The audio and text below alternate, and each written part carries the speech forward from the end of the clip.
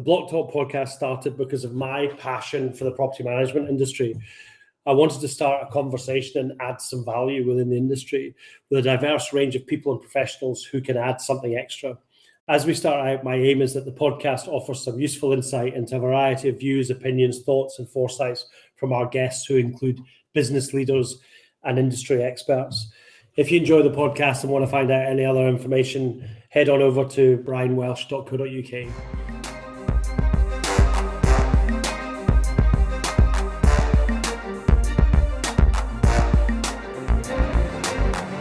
Hello and welcome to another episode of the Blocktalk Podcast. So this year on the podcast, we are speaking to industry leaders and professionals about the future of property management, looking ahead to 2030, which I just realised earlier is not that far away, and that is the year I'll be 60, which is a bit more worrying, I think, to me anyway. Looking ahead to 2030 and what changes in predictions people have. So today I'm delighted to welcome Vincent Goldie, CEO of Newton Property Management. Vinnie took up the position as CEO about 5 months ago, and before that was CFO for 14 months at Newton.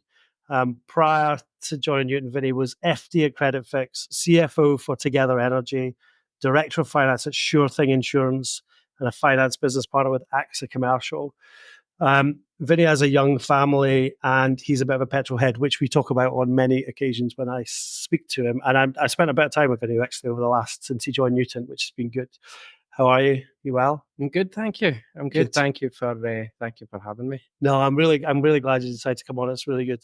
Okay, so let's start with, we've got pretty much the same questions for all the kind of business leaders of the property management sector in Scotland that come on. So let's start with major changes you foresee happening by 2030. Okay, so I think the main industry challenges that we'll have over the next few years are the conclusion of the Tenements Working Group recommendations, excuse me, which are likely to conclude on recommending that buildings get MOTs effectively, where a block of flats, if gets a report done on the general condition of the building, with likely maintenance costs as well. It'll encourage owners to contribute towards improving the condition of the properties. I think what you see inevitably with flats is that quite often customers will live in a flat maybe at the start of their journey in property or at the end of the journey in property. So quite often it's not a long-term thing, but that's not always the case. So I guess if you get to the point where you've got that report, trying to get buy-in from customers to make investment to improve the longer term condition of the stock could be quite challenging. Yeah, I think it's always been on this podcast has been a recurring theme over time, and that is education to people about, what is a factor, what does a factor do, and all of these sort of things. And a lot of people who are downsizing from a house to as you alluded to later in life, into a flat, they've never come across a factor. I mean, because most developments were built in the 60s, 70s, 80s, didn't have factors. Everything was adopted by the councils. And in fact, I look back at my dad, who still lives in the same house as I grew up in. He knows what I do for a living, but he has no idea what a factor actually does. Because he lives in a house that obviously doesn't have that. So yeah, I get it. And I guess the other thing is that because of common hold and freehold, and nobody's actually forcing them to do things, buildings can decay, can't they? Because people aren't doing things. And you're right. I mean, we see it quite often as the misconception around what a factor can and can't do, and what a factor should and shouldn't do. And it's that education piece, and it's important that that's communicated in the right way, and just trying to reinforce that message as often as possible. Which can be challenging. I remember sitting at dinner. I've probably mentioned this a few times before. Memory starts going when you get a bit older. I always remember my father saying that to me, and I was like, God, I'm never going to get to that age. And now I find myself there. But I always remember I was sitting at dinner. I was sitting beside an accountant, I think it was, who asked me what I did. Careful. No. Who asked me what I did for a living, and I said what I did, and they went, "Oh, do you know? I just that's funny you should say that, because I'm having a conversation with my factory woman, because I've been paying them money for years, and now they want me to give them more money to fix this thing." Mm. And I'm like, is that not how it works? Yeah. Do you know what I mean? So no, yeah, it's again another misconception is I pay a factor fee and that should cover everything. Well, no, that's that covers us as a business to provide that service, and then anything that needs repaired or replaced is over and above that. It's that's quite a challenging thing to overcome. Yeah, I can imagine. I guess the difference between England and Scotland, though, is in England you get, well, depending on the leasehold, the lease and in the leasehold you live in,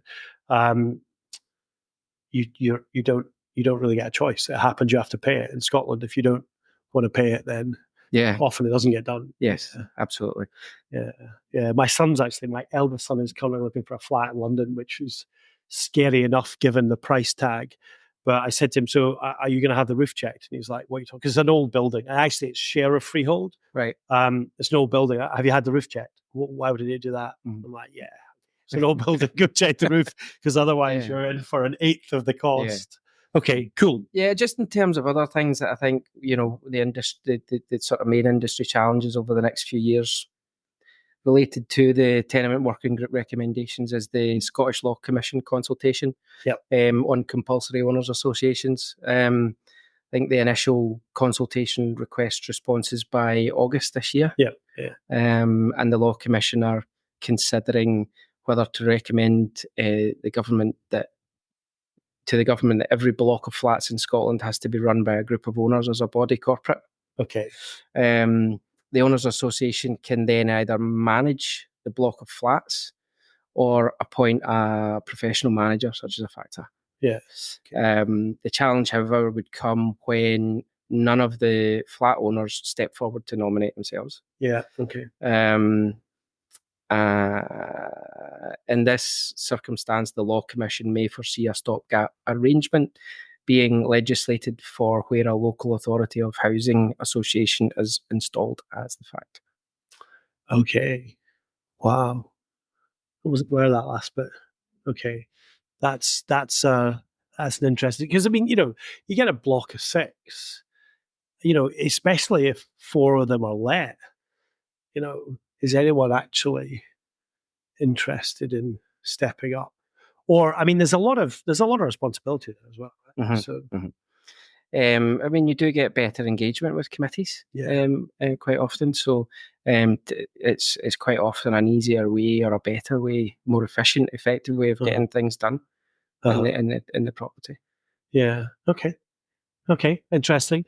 Any other challenges you've improvement in fire safety legislation.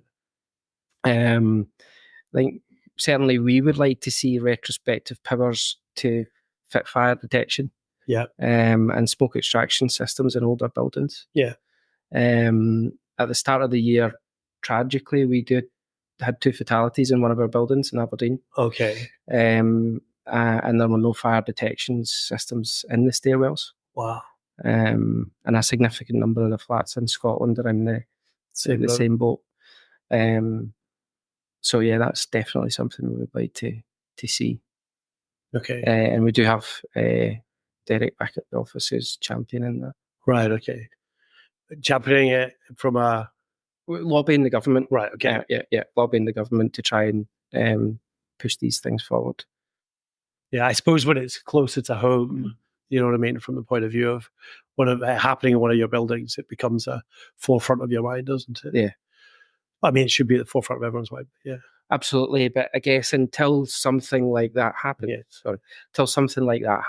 you don't think about it like that. So yeah, getting retrospective safety systems in older buildings, I think would be great if we could get it. Yeah. Okay. Interesting.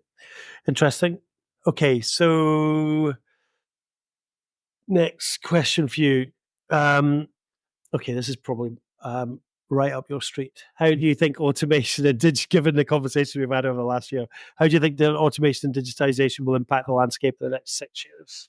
So it's a really good question, and you'll know we've been very engaged with CPL about using the technology effectively, efficiently, the way it was designed to be used, but also trying to enhance that with services around the peripheral. So, I think that it's going to be very important.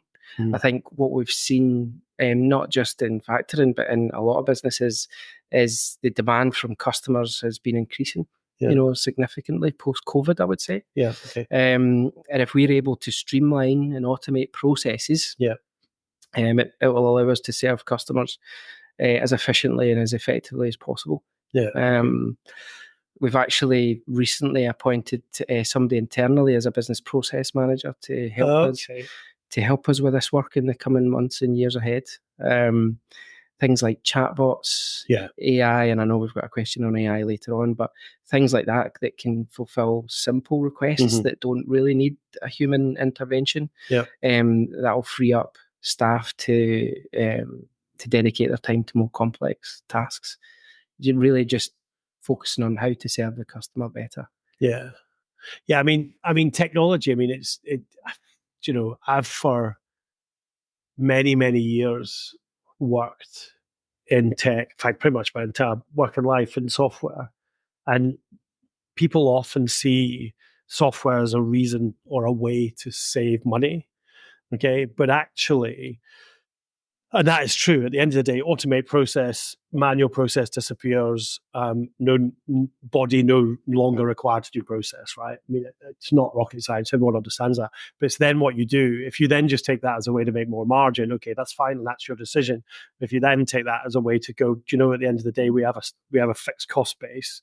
So let's take that person and use them to give our customers a better service experience journey, whatever you want to call it.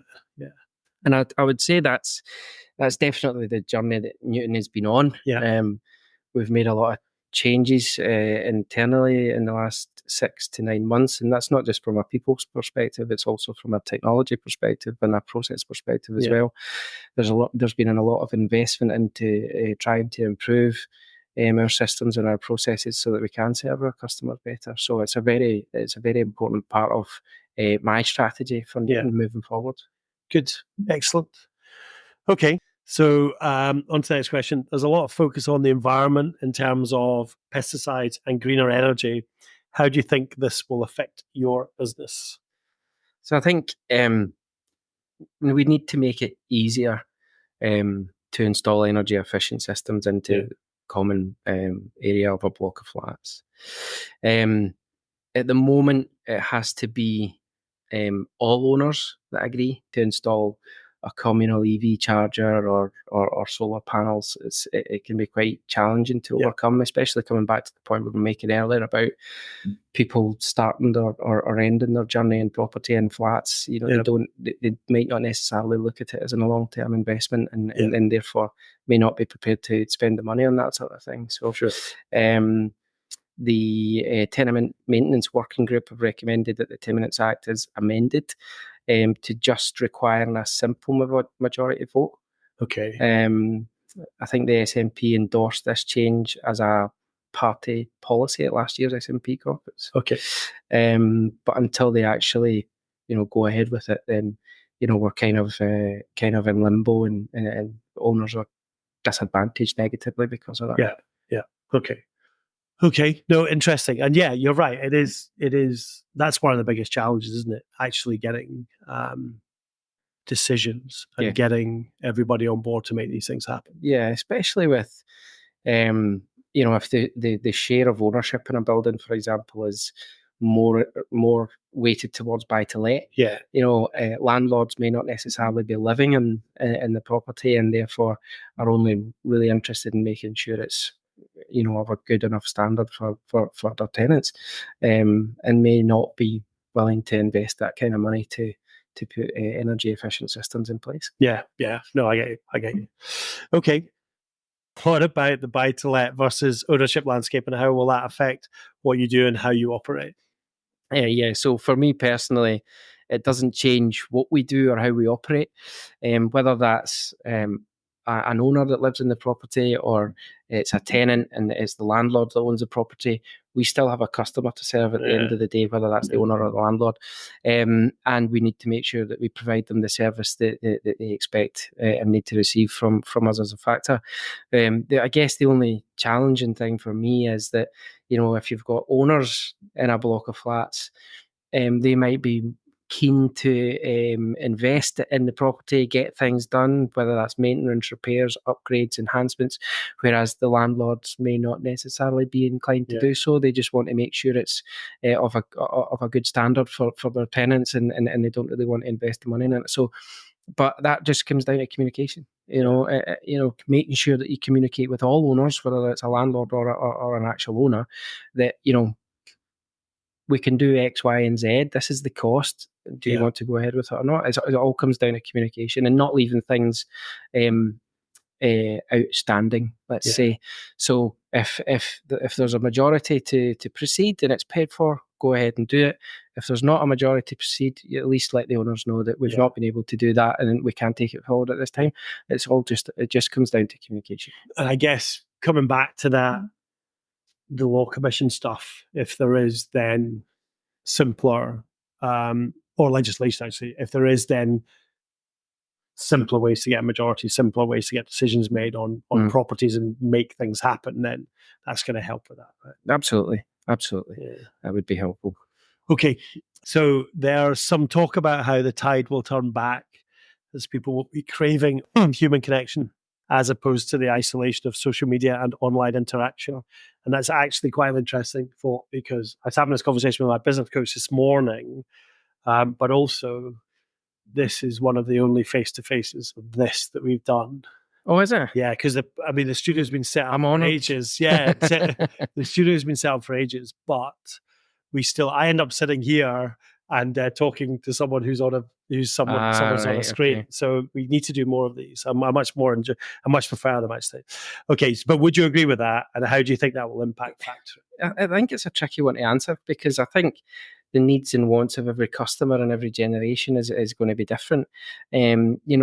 Post-COVID, with people working from home and stuff like that, I think there is a demand for human interaction. Yeah. And certainly,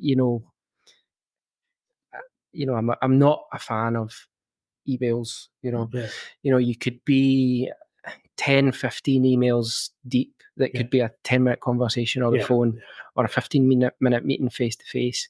I think there's a lot of value in having that face-to-face relationships. That said, I would like to see an increased social media presence for Newton, something that we're kind of dipping our toe in the water with a little bit. But it's a difficult one to navigate. I think you can see a lot of different types of communication and online, so it's difficult to control that narrative. But I think there's definitely value in face-to-face, definitely, and I would always advocate that for our business. Yeah. Okay. No, I get it. I get the 15 email deep thing, because you're. The other thing with email communication for me is it's very, very, very difficult to get tone in an email. It is. So actually, I wrote something to someone this morning and I sent it, and then after I sent it, I was like, someone could actually pick that up the wrong way. No, it's easy done. Yeah. So actually, face to face, they get the body language, they get the tone of your voice, they get all that sort of stuff. I have to say that, although I work remotely quite a lot, I do enjoy coming into this office, and that sort of interaction. I do get your navigation of social media being reasonably difficult for a factor, though, because you just, everyone's different. How many clients do you have now? 35,000. 35,000. Just so that, yeah. So that's 35,000 people who could react in 35,000 different ways to an email. I can't imagine that's not easy. Yeah, it's not easy, and you could. I've done it myself. You type up an email and you'll read it again, like you mentioned earlier. You'll read it again and you think, well, maybe I shouldn't. Even though there is absolutely no intent Yeah, it can be misconstrued and just read the wrong way, even though it's not actually meant that way. That's why I would much prefer phone call or face to face, because and I've also done it the other way. I've received emails where I've read it and I've like, oh, it's a bit out of order, and then I think, no, it's probably not. There's absolutely. So I think for me personally, human connection is super important. A lot about what we do is about having good relationships with customers, and the only way to do that is certainly isn't by email. That's for sure. Yeah, no, I get it. In fact, actually, it reminds me of something else. I've mentioned already. Yeah, I spoke about Oliver. In fact, I shouldn't, because his head's big enough already. But he sends me an email after every session that we have.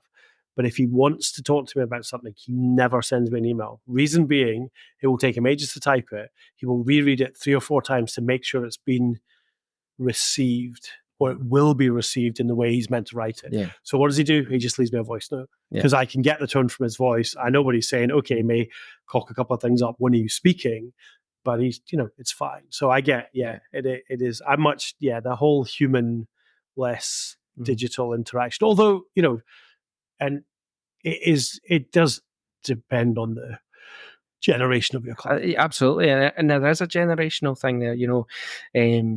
We have staff, a wide range of ages, and some of them are more comfortable having telephone and face-to-face conversations, whereas others would much prefer to do the email thing. And I definitely think there is a generational thing there, absolutely. But it's certainly something that I encourage in the business is phone and face-to-face.